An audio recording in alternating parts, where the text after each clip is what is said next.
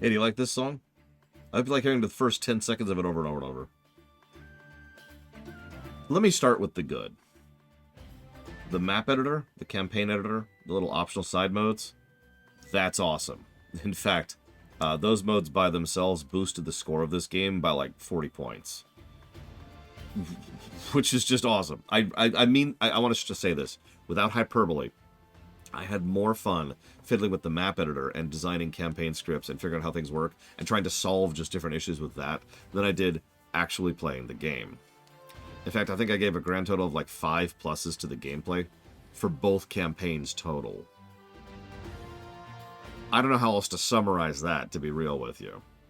The visuals certainly look nice. They do. They're very, very, very good. Well animated, well presented. The fact that there's only really like 3 biomes kind of hurts things. But the story of the game exists. Yeah, I could definitely say with certainty it exists. But honestly, I think we're gonna have to pull this over here because I think this is appropriate. There we go. And of course, you can barely see the darn thing. There we go. It's a gift from my sister, for those of you who see this dumb thing. Anyways, I cannot make that any more visible, can I? That's fine. Nobody cares. Nobody's even watching this. Pumpernickel. So, this game commits almost every sin that most tactical turn-based games make. Turns take too long. Maps are too large for how little movement everyone has. Units don't really have good variety. There are several units which are just trash, which are just not as good as other units. And the economy side of things is decent, but depends entirely on whether or not you're actually in a good map to support it. Oh, hang on, let's replay the song again. You gotta hear the same song again, right? That's another thing. The music this song that's playing right here is what you will hear for literally 98% of the main campaign. Because you're always playing as the same person. Well, almost always playing. That's the other 2%. So you just hear this song on every map forever. Unless you're playing as someone else, because the song that plays depends on your commander unit. There's no distinction between the sides. So a Leaf Infantry and a Mercian Infantry and a Heaven's Blow, whatever, I can't remember what their freaking names are. Felheim Infantry, completely identical. They look different, but they are 100% identical in terms of stats. It's chess. So that can work. I have seen that work before, but not here.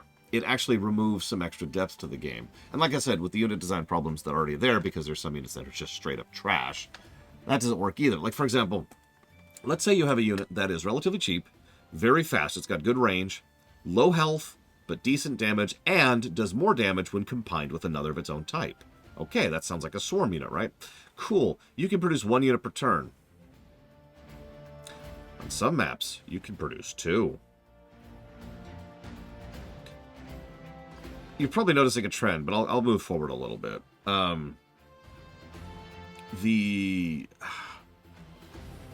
You know what? No, I'm just going to go for the jugular. It's the map design. The map design in this game sucks.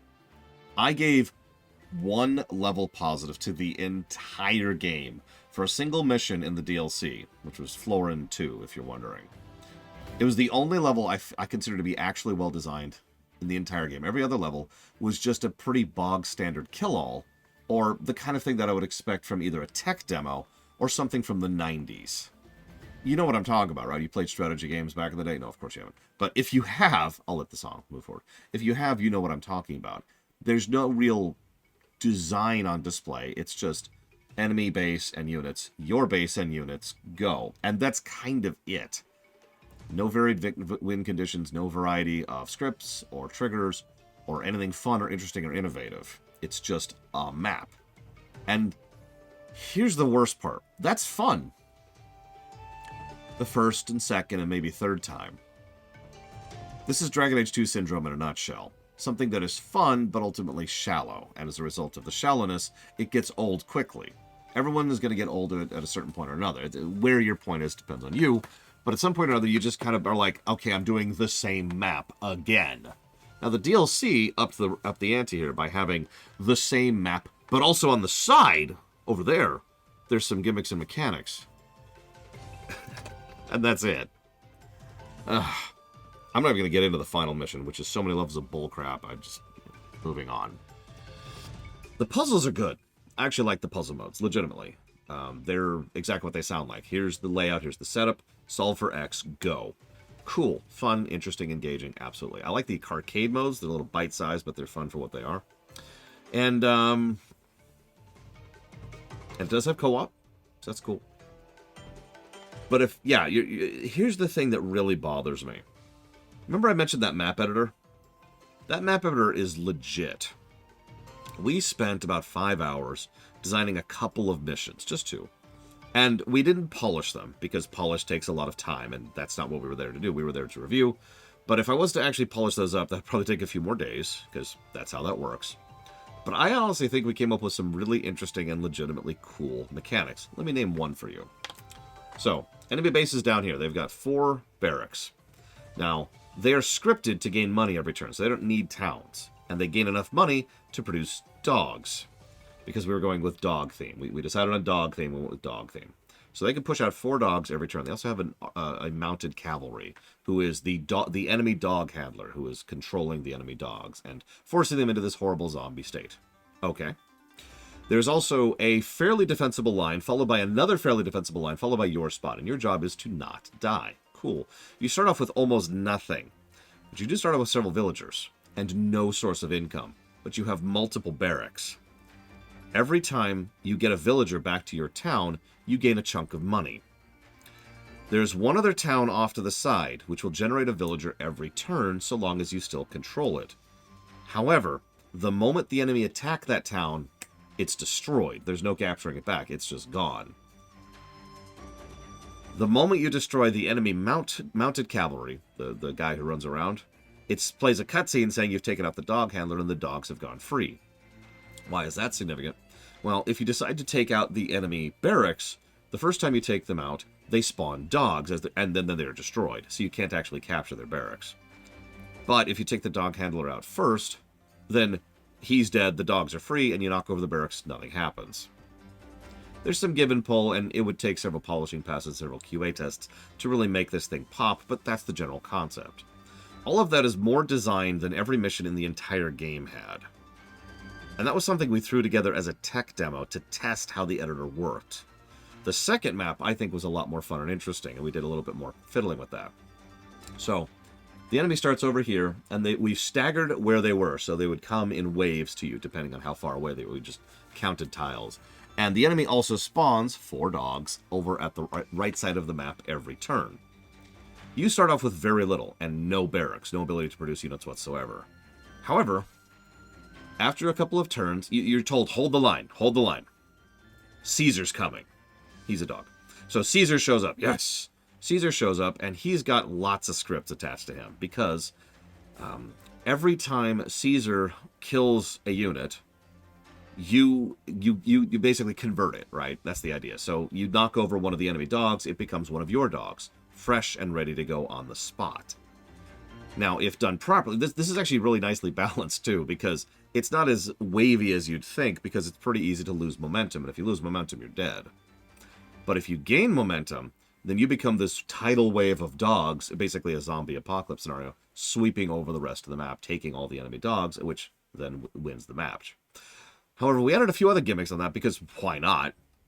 So we made it so that Caesar's groove ability, which I barely talked about because of how much I was unimpressed with it, it allows you to take another turn, but every time you use the groove, it also heals all of your units, on the map.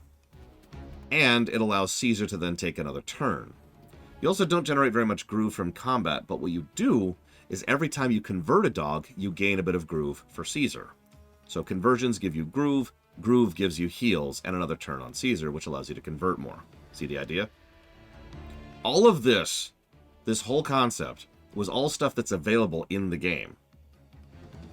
Where is this in the campaign design? Now, I know this sounds gimmicky, but yeah. We had a third idea, too, which was going to be this whole other thing, which I won't bore you with right now, because I've probably talked too much about this already. The point I'm trying to reach is that what we did was something that's honestly surface level. Just ideas that were off the top of our heads.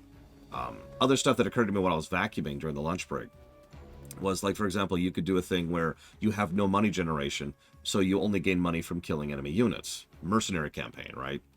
So and the enemy is also spawning units over to the side, but those units might be a bit more difficult than the actual units that the enemy actually has access to. So do you want to get the extra payday, or do you want to save the units that you actually have and just move forward? Also, I figured out a way to make it so that your money totals carries forward between maps. So you could actually have a total money counter across the entire campaign. Admittedly, that takes a lot of scripting because the base game doesn't support any kind of carry forward in maps. But with the existing scripting that exists, you can manually jury rig that to make that happen. I figured out a way to make both units and money carry forward across maps. Probably the only two things that I could do that with. You know? We thought about ideas for like a vampiric campaign or like another conversion, like a whole campaign centered around the conversion kind of mechanic we set up with the dogs. There's so much you could do with this. Oh yeah, that's another thing.